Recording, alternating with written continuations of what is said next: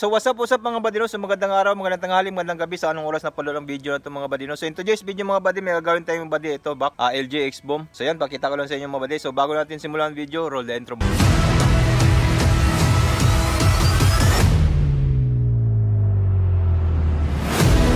Mga badino, ito yung LG X-Bomb CL88 mga badi. So ito ito yung subwoofer, ito yung woofer, dalawang woofer no yan, dalawang woofer, isang subwoofer. So ito badi, dinala dito badi is dahil palinisan nga ito mga badi no.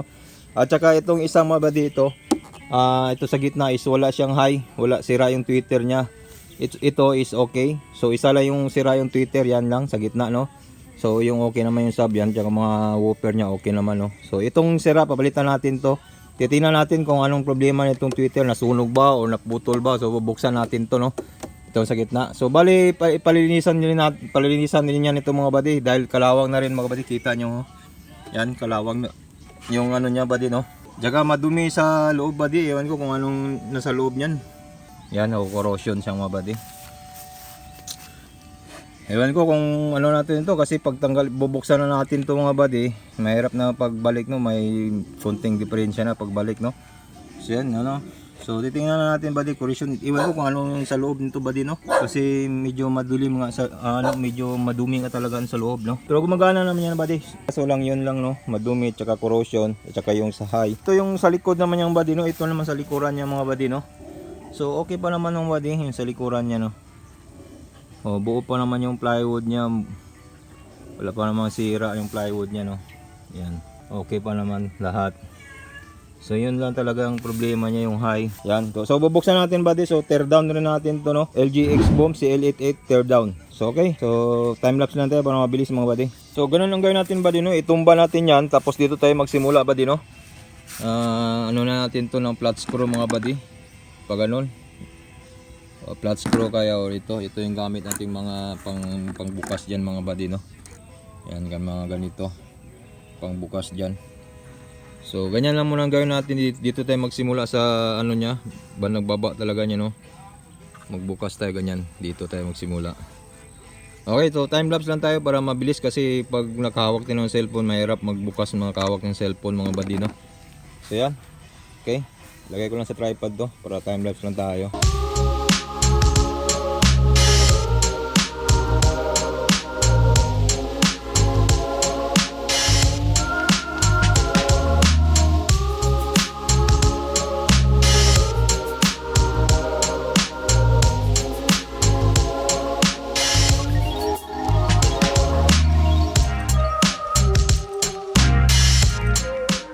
No, na ano na natin mo din no, yan.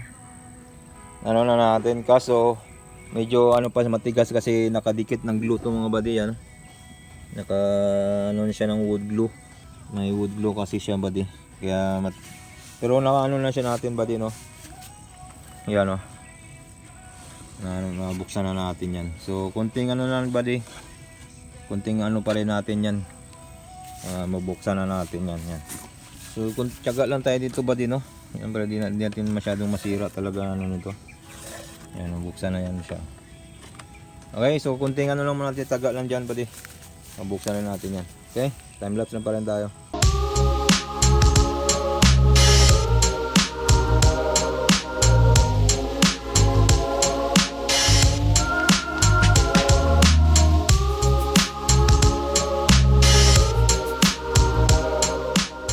So yan badi no, nabuksan na natin badi yan. So nahirapan talaga tayo dito sa wood glue niya badi no. Ito. Sobrang dikit talaga yung wood glue niya dito yan no.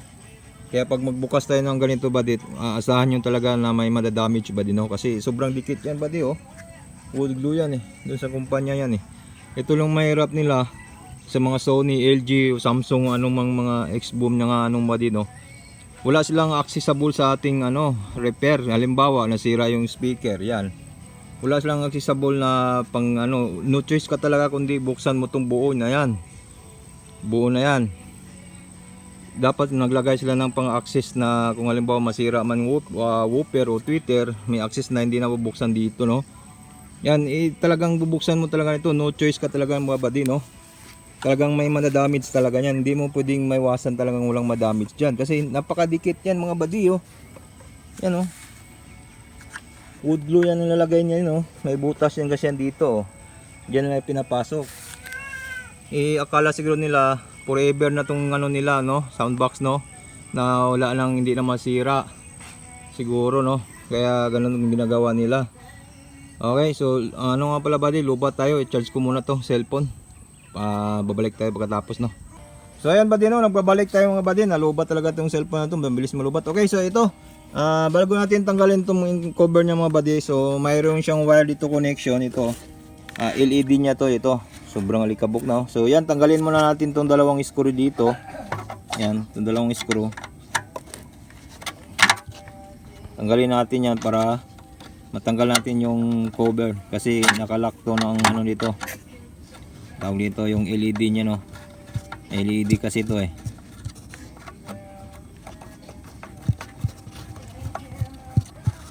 Yan, yan, tanggalin yung LED screw nya. Yan, ito yung LED nya mga buddy, no? Tanggalin natin to. Yan. So ito yung LED nya. Yan, ito. Okay, so tanggalin na natin yung cover ng buddy, no? So okay, tripod lang tayo para mabilis tayo. Ano lang tayo.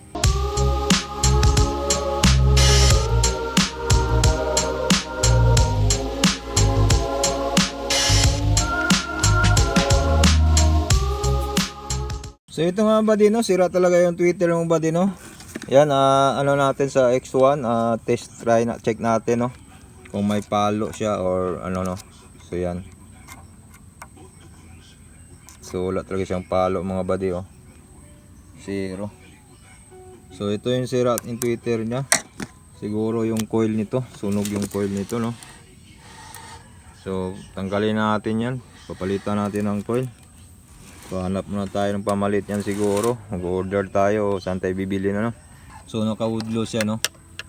So yan, so ito naman may axis siya dito mga buddy, yan, no? Dito mo siya anuhin, i-screw. May screw yan, no? Kaso nga dikit na naman to dito, no? Nakadikit yan, no? Naka-wood glue rin yan, itim. Dito banda yan. So itong speaker niya mga buddy, no? So hindi na talaga malinisan to, hindi matanggal. Ewan ko ba ano tong itim-itim dito, no? So buo pa naman to. Kaso lang may nakita kong maliit na butas dito mga buddy, ito, oh. Pero okay lang siguro naman yan, walang problema naman. Liit lang naman yan. So, hindi na natin to linisan, pati yung nando, no? Sabihin na natin na ano, mahirap na pag bubuksan natin, makadamage tayo nito. Tulad nito, oh. Yan, oh. Nadadamage siya, no? Yan, oh. Yan. So hindi talaga maiwasan natin yan buddy, no? Kasi nakadikit yan, eh. Hindi mo pwedeng pursahin talaga yan kasi nakadikit yan, hindi mo mabuksan. So yun ang sinasabi ko sa ano mga buddy, no, na mahirap pag halimbawa masira nga yung isa dyan, Twitter whopper. So buksan natin buo talaga, no? So yan ang mangyari dyan, na damage yan. Tsaka pag isa ulit na natin yan, hindi siya perfect, no? So yun ang talaga ang ano natin, at least tumunog siya, yun. Ito yung dalawa na yun. Huwag na natin linisan, okay naman yung Twitter ng isa, yung sub naman is buo naman, wala namang problema yan. So ito lang, lalagyan natin ito ng high, tapos babalik na natin, yun lang ang gawin natin dyan. So hanap lang tayo nito ng sa coil nito, no? Bubuksan din natin to, pakita ko sa inyo, no? Yung coil nito. So ito yung tear down natin mga buddy, no? LG X-Boom, no? CL88 CL88 saka CJ88, pareho lang sila, no? Pareho lang box, dimension. Ang dimension nga pala dito buddy, alagay ko lang sa description, no? At saka ma-search niyo sa Google, no? Ma-search niyo sa Google ang dimension nito, yung speaker, lahat, yung power niya, wattage niya, nasa Google yan. Pero ilagay ko lang sa description para mabasa niyo lang doon, hindi na kayo maghanap. Okay, so ito yung ano niya, lagay ng Twitter niya mga buddy, no? Naka-sealed pa rin, naka-sealed din. Yan, naka-sealed siya ng wood glue, no? Yan, so ito lang lalabasan niya, ito yung ano niya, wire ng mga buddy. Nalabasan. So hindi naman siya L-ported box to buddy, no? Hindi siya tulad ng Sony Shake, no? Parang L-ported box ata yun. Meron akong video nun sa Sony Shake mga buddy, no? Tear down natin yan. Mayroon tayo dyan, yan. Check nyo lang yan pag ano, gusto nyo makita yung box ng Sony Shake. So ito, LG X-Boom. So hindi siya ano, plain lang siya mga buddy, no. Yan, plain lang yung pagka ano na, hindi siya, wala siyang division, no. So dito lang nakatalo yan sa airbin mga buddy, sa palagay ko dito lang sa airbin. Katalo yung sound niya, no. Lagyan ng airbin to. Sa mga 3 inches ata itong ang ano nito, papasok 3 or 4, no. 3 or 4 yung papasok niya sa airbin. Yan naman siguro, wala naman siguro tong ano.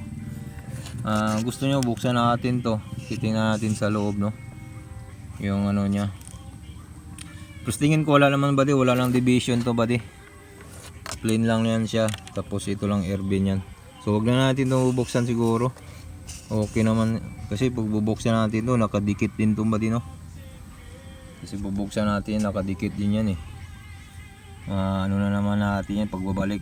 Ang problema kasi buddy, pagbukas walang problema dito, madali lang ito buksan. Pero ang pagbalik na naman dito kasi may pandikit to. Yan o, may pandikit yan eh. Okay buddy, so hanap lang tayo ng hi nito. Yung Twitter niyan, hanap muna tayo. Post ko muna ng video kung buksan muna natin yan, titingnan natin sa loob, no.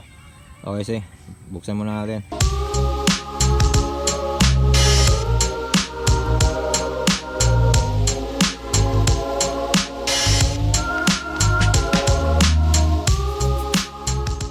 So yun buddy, natanggalan natin tong Twitter niya dito. Nakaganyan siya mga buddy, no. So natanggal natin. Dito lang naman yung screw niyan. Dito yung mga butas na 4. Pasok mo na yan dyan. Dyan lang naman siya. Natanggal na natin. So ang problema naman ito ba ito? Ito naman, napaka-seld, no. Lagyan na lang sila, no. Yung black silan, nilagyan nila, oh. Yan, oh. Nakita ko sa inyo. Ano yan siya buddy, no. May screw yan sa loob. Itong sila na to, itong sila na yan, may screw yan sa loob, 4. So tanggalin natin yung sila na yan para matanggal natin yung screw, para matanggal natin yung voice coil, itong magnet. Matanggal natin kasi may screw yan sa loob. So ito ba din, no, natanggal natin yung silan buddy, yung nakadikit dito yan. So lumabas na yung screw niya 4 buddy, yung sinasabi ko sa inyo, no, na may screw. So tanggalan natin yung screw para matanggal na natin tong magnet at makita na natin yung voice coil naman ito. I-check natin kung nasunog ba to o naputol ba, pero I think nasunog ata ito mga buddy, no, kasi wala siyang continuity dito sa dalawang tenga niya, yan dito tsaka dito. So buksan na natin talaga to. So pinakita ko lang sa inyo buddy na may screw nga yung silan buddy, no. Tinanggalan natin ng silan dito yung 4, no. So may screw nga.